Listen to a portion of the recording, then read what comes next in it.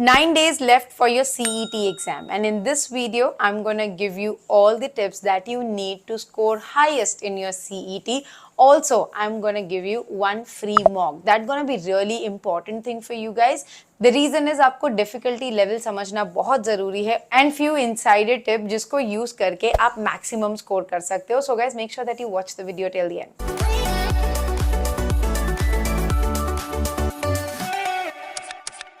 Hi guys, welcome back to Media Mentor. Now first and the most important tip is work on your strength as you have only 7 days for the preparation.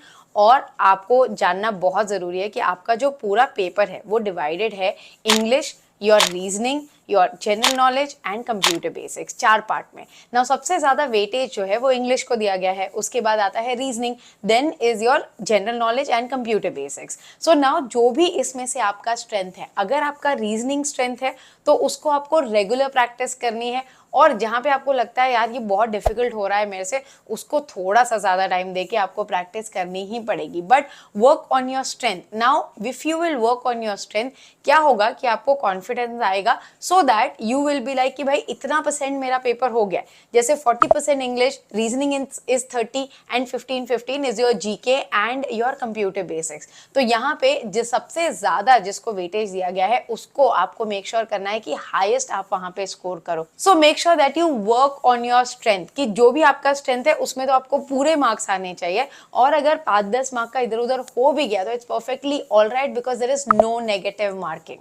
Second tip is इस time पे आपको कोई भी नया experiment नहीं करना है, which means जो भी रिसोर्सेज आपके पास हैं, जैसे कि आपके पास बुक्स होगा, नोट्स होगा, या फिर जहाँ से भी आप प्रिपेयर कर रहे हो, make sure that you stick to that guys. The reason is जैसे ही आप कुछ नया देखोगे आपको लगेगा अरे यार ये ईजी है, यहाँ से कर लेते हैं, आप रिसोर्सेज इकट्ठा करने में लग जाते हो. तो जो 7 दिन है, लास्ट के जो 7 से 8 दिन है, उसमें कोई नया रिसोर्सेज लेने की जरूरत नहीं है.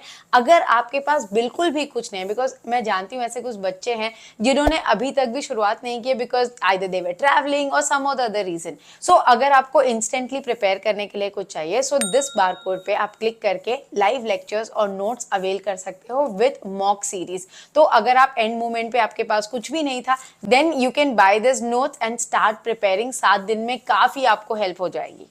Third is clear your concept. Now as you know it is a MCQ paper. Still आपका concept जो है वो clear होना बहुत important है, because रट्टा मार के आप ज़्यादा याद नहीं रख पाओगे. So कोशिश करना कि जो modules है उसमें से किस तरीके से किस सम को solve करना है. अगर आपका concept clear हो गया, so that will be really beneficial for you. Make sure that you do revision and practice as much as you can. The reason is जब आपके पास English का पूरा module है ना, जितने आप comprehensions practice करोगे आपको उतना हेल्प होगा. सिनोनिम्स, एंटोनिम्स जो है वो आप उतना अच्छे से अगर समझ जाओगे कि भाई इस तरीके से ये आने वाला है, तो आप कम टाइम में पेपर सॉल्व कर पाओगे. इसलिए make sure that your concepts are clear. जो भी आपको समझा हो ना, एक तरफ होता है कि आप भाई मॉक कर रहे हो, आप चीजों को प्रैक्टिस कर रहे हो, बट अगर कंसेप्ट क्लियर है तो definitely it will be easier for you. Now fourth point is time management. Why time management is required? Because guys see आपका जो पूरा पेपर है वो है 100 मार्क्स का. 100 मार्क्स के MCQs है.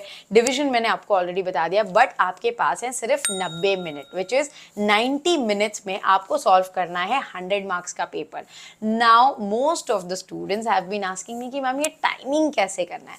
नाउ लेट्स सी आप इसको कैसे टाइम करोगे. इन टर्म्स ऑफ वेटेज से हम शुरू करते हैं. अब जैसे कि आप देखोगे कि सबसे कम वेटेज है your GK and your computer basics. तो अगर 15-15 मार्क्स का है, आपको यहाँ पे सिर्फ 10-10 मिनट देने हैं, विच इज टोटल आपके 20 मिनट्स यहाँ पे जाएंगे. नाउ 20 मिनट्स चले गए. अब आपका आता है रीजनिंग, जो कि सबसे ज्यादा टाइम कंज्यूमिंग होने वाला है आपका. तो वहां पे आप दोगे पूरे 40 मिनट्स. नाउ 40 मिनट्स तो वहां पे मिनिमम आपके जाएंगे. तो रीजनिंग के लिए विच इज ऑफ 30 मार्क्स आपको लगेंगे 40 मिनट्स. तो आपके पास बचे कितने? सिर्फ 30 मिनट्स. नाउ इन 30 मिनट्स में आपको डिवाइड करना है, 20 मिनट्स आप दोगे 40 क्वेश्चन सॉल्व करने के लिए ऑफ इंग्लिश. कॉम्प्रिहेंशन में आपका ज्यादा टाइम जा सकता है, बट अपार्ट फ्रॉम दैट आपके जो सारे दूसरे क्वेश्चन है वो बहुत ही जल्द सॉल्व हो जाएंगे। आपको वहाँ पे मिलते हैं 20 मिनट्स। आपको वैसे ही टाइम करना है कि 20 मिनट्स आप इंग्लिश को दोगे फॉर योर 40 क्वेश्चन। जो लास्ट के 10 मिनट्स हैं वो बहुत इंपॉर्टेंट है, बिकॉज इन दैट 10 मिनट्स जो क्वेश्चन आप सॉल्व नहीं कर पाए होंगे या आपका छूट गया होगा टाइमिंग में, आपको उसको रिविजिट करना है और पूरा पेपर रिवाइज करना है। इसके लिए लास्ट के जो 10 मिनट्स है वो आपके लिए बहुत इंपॉर्टेंट है फॉर द रिविजन। इस तरीके से आप जो है अपना टाइम मैनेजमेंट करोगे टू सॉल्व योर पेपर। ना कुछ बच्चे ये भी बोल सकते हैं कि मैम मेरा तो इंग्लिश जो है उसमें ज़्यादा टाइम लगेगा, तो आप जो है अगर आपका रीजनिंग ज़्यादा स्ट्रांग है तो वहाँ पे आप 35 मिनट्स देके 5 मिनट्स जो है वो आप इंग्लिश में ले सकते हो। So it all depends on, as मैंने आपको जो पहला पॉइंट समझाया कि आपके स्ट्रेंथ पे काम करना है। अगर आपको लगता है 35 मिनट्स में आप अपना रीजनिंग पूरा 30 मार्क्स का सॉल्व कर सकते हो, देन वो आपके जो 5 मिनट है वो आपके 25 मिनट्स आपको इंग्लिश के लिए मिल जाएंगे इंस्टेड ऑफ 20 मिनट्स। आप उस तरीके से वो चेंजेस कर सकते हैं। बट जो भी आप मॉक प्रैक्टिस करोगे वो ये टाइमिंग लगा के करना, so that you are ready for your exam within 9 days. तो सबसे क्रूशियल पॉइंट है टाइम मैनेजमेंट, बिकॉज MCQs जब पेपर होता है और दिस तरीके के एग्जाम में, कॉम्पिटिटिव एग्जाम में सबसे ज्यादा इंपॉर्टेंट होता है time management. Fifth and the last point is have a mock paper. Guys mock paper आपको प्रैक्टिस करना बहुत ही ज़्यादा इंपॉर्टेंट है, टॉपिक वाइज नहीं, पूरा का पूरा मॉक। द रीज़न इज कि आपको डिफिकल्टी लेवल समझ में आएगी, क्वेश्चन का ब्रेकअप समझ में आएगा। That is really important and I have seen lot of students are solving MHT CET level of papers. आपको उतना डिफिकल्ट लेवल नहीं आएगा गाइज। ये एग्जाम जो है वो फर्स्ट टाइम हो रहा है, तो आपके पास कोई प्रीवियस ईयर क्वेश्चन पेपर नहीं है, बट अगर आप CET सेल का सैंपल पेपर देखो तो उनका जो डिफिकल्टी लेवल है वो काफ़ी ज़्यादा इजी रखा है। तो अगर आप ऐसे कोई कोचिंग में जा रहे हैं जहाँ पे आपको CET जो MHT CET का लेवल दे दिया जा रहा है, please do not gate nervous, आपका उतना डिफिकल्ट लेवल नहीं होने वाला है।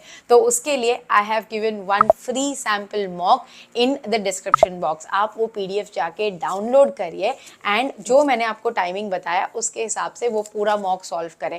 And if you need mock papers from my team, same QR code scan करो और आपको जो नोट्स है और मॉक है वो सारी चीज़ें मिल जाएंगी। बट ये जो सैम्पल मॉक है, जो बच्चे बाय नहीं करना चाहते, प्लीज़ ये सैम्पल मॉक जो है वो ज़रूर सॉल्व कर लेना, so that your life is easier. Also, those of you guys are buying our notes gonna get 500 MCQs for your computer basics. और computer basics का जो 15 मार्क है वो इस 500 questions में से ही आएगा. So if you want that, you have the QR code or just messages on this WhatsApp number. My team will share all the detail with you guys. और sample mock जरूर जाके description box में से देके solve कर लो. I hope guys ये सारे जो tips है आपको काफी useful रहेंगे. Make sure करना कि आप follow करो. Also guys, make sure that you stay tuned to the channel to get all the updates. Hall ticket जैसे ही आती है आपको सारी अपडेट हमारे चैनल पे मिल जाएगी, सो मेक श्योर करना कि आप सब्सक्राइब कर लो, बिकॉज इसके बाद कैप राउंड भी होने वाला है जिसकी सारी इन्फॉर्मेशन एडमिशन ब्रोशर के साथ आपको मीडिया मेंटर पे मिल जाएगा. I hope guys the video was informative. Thanks for watching and stay tuned for lot of such informative videos on media mentor. Don't forget to like, share and subscribe.